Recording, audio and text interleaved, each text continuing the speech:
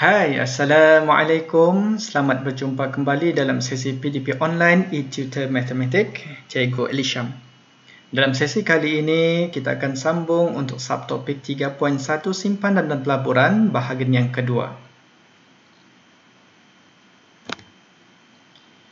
Di akhir penerangan video ini, Cikgu berharap agar semua murid dapat membuat pengiraan yang melibatkan faedah mudah dan faedah compound bagi simpanan dan seterusnya menerangkan kesan perubahan tempoh, kadar faedah atau pulangan dan kekerapan pengkompaunan terhadap nilai masa hadapan suatu simpanan.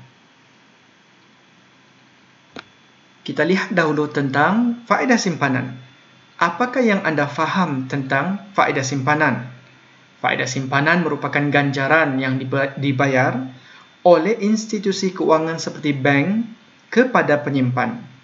Faedah ini boleh dibahagi kepada dua jenis, iaitu faedah mudah dan faedah compound. Kita lihat dahulu untuk faedah mudah.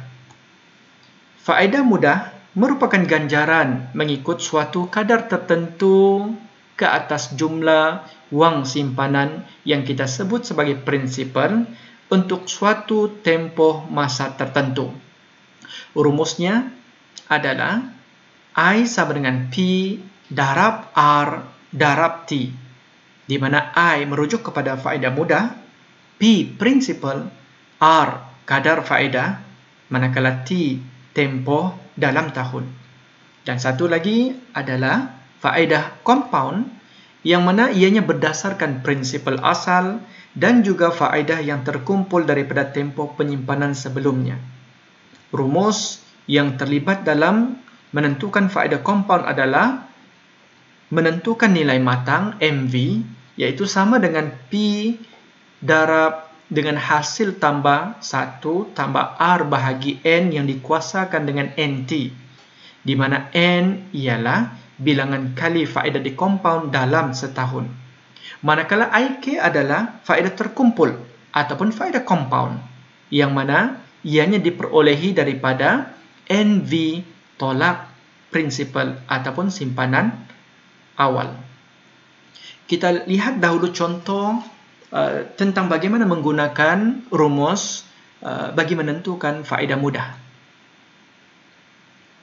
Lihat contoh 1. Encik Zainal menyimpan sebanyak RM4.000 di Bank Bunga Raya dengan kadar faedah 2% untuk tempoh masa setahun. Berapakah faedah yang diperoleh oleh Encik Zainal selepas 1 tahun? Pertama, tandakan dahulu maklumat penting di dalam soalan.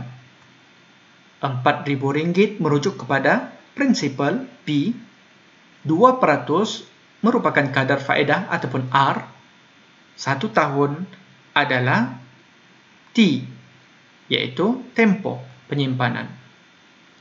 Bagi kadar faedah, nilai 2% itu kita boleh gunakan nilai 2/100 dalam bentuk pecahan atau dalam bentuk sebutan perpuluhan 0.02.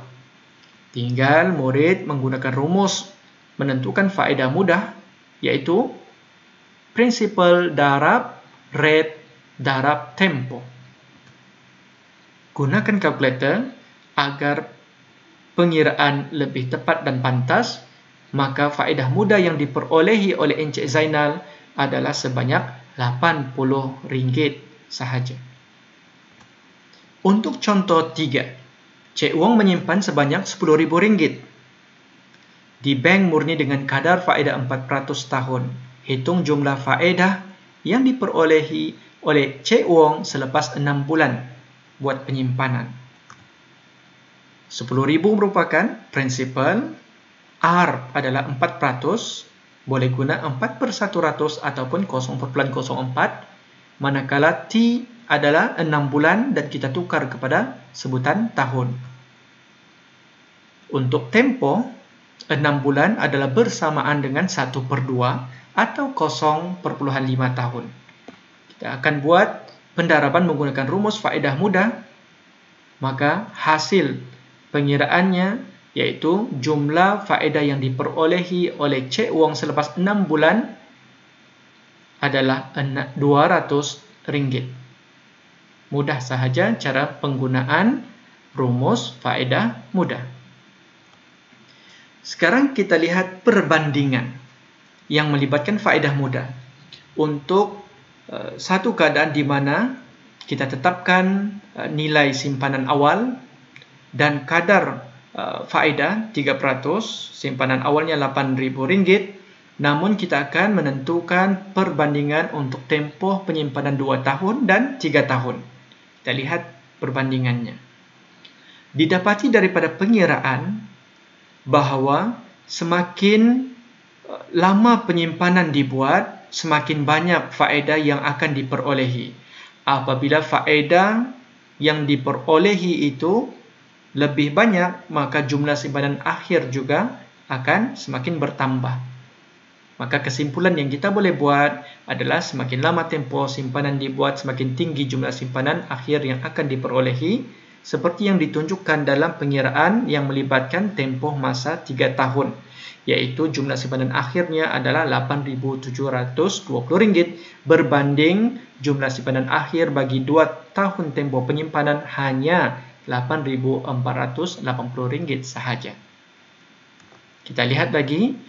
Apabila kita tetapkan simpanan awalnya RM5.000 tempoh masa setahun, tetapi kadar faedah yang berbeza, 5% dan 6%. Untuk yang melibatkan kadar faedah 6%, jumlah simpanan selepas 1 tahun adalah RM5.300. Manakala nilai jumlah simpanan selepas tahun bagi kadar faedah 5% hanya RM5.250 sahaja. Kesimpulan yang boleh dibuat, semakin tinggi kadar faedah bagi suatu simpanan, maka semakin tinggi juga jumlah simpanan akhir yang akan diperolehi. Itu berkenaan faedah mudah. Untuk faedah mudah, kita ulang sekali lagi, ianya adalah ganjaran yang mengikut suatu kadar tertentu ke atas jumlah simpanan prinsipal untuk tempoh masa tertentu. Rumus ini murid perlu kuasai cara penggunaannya. Ingat, untuk nilai T merupakan tempoh dalam tahun. Sekarang kita lihat pula tentang faedah compound. Faedah compound seperti yang cikgu telah terangkan tadi, ianya berdasarkan prinsipal asal dan juga faedah yang terkumpul dalam tempoh penyimpanan sebelumnya.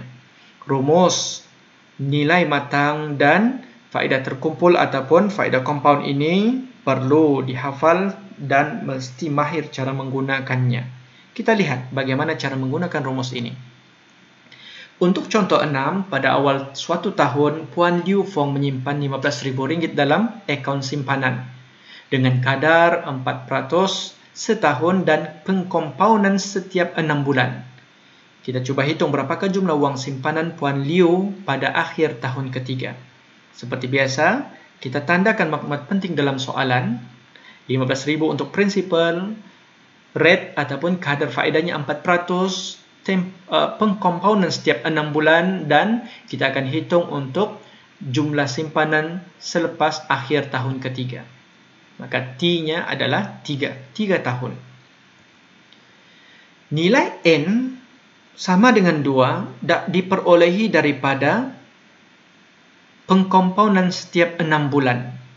Jadi, jika dalam setahun akan dikompaun pada setiap 6 bulan, maka setahun terdapat 12 bulan. 12 bahagi 6 sama dengan 2. Maka nilai N yang akan digunakan bukan 6 bulan, bukan 6 tetapi 2. Yaitu dapat diperolehi daripada 12 bulan bahagi dengan 6 bulan. Maka kita gunakan rumus MV, nilai matang, masukkan nilainya.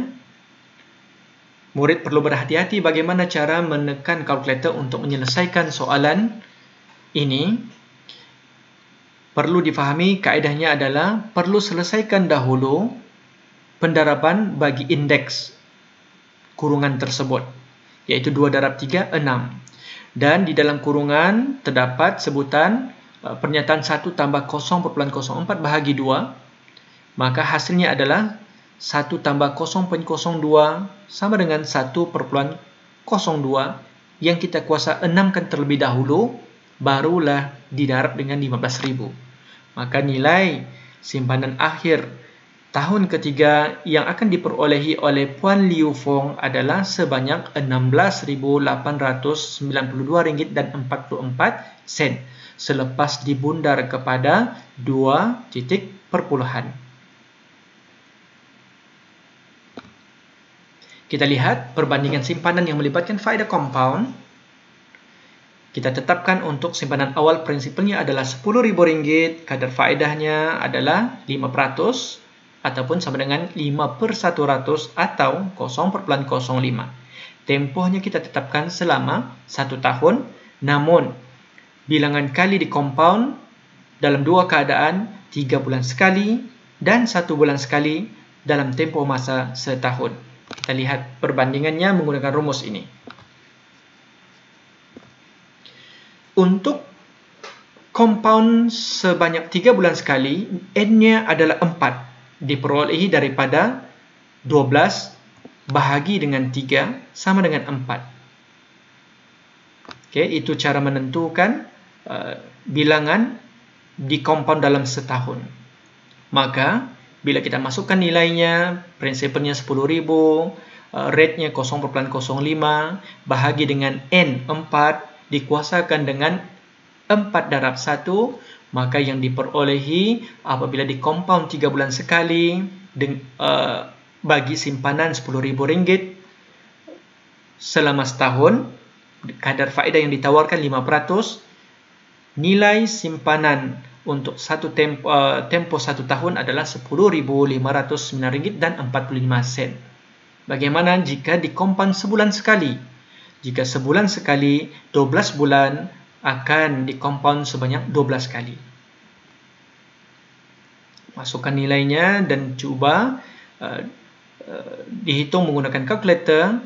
Didapati bahawa apabila di compound sebanyak 12 kali dalam tempoh masa setahun ataupun sebulan sekali di compound, nilai simpanan pada akhir tahun 1 tahun tersebut adalah lebih besar berbanding di compound 3 bulan sekali.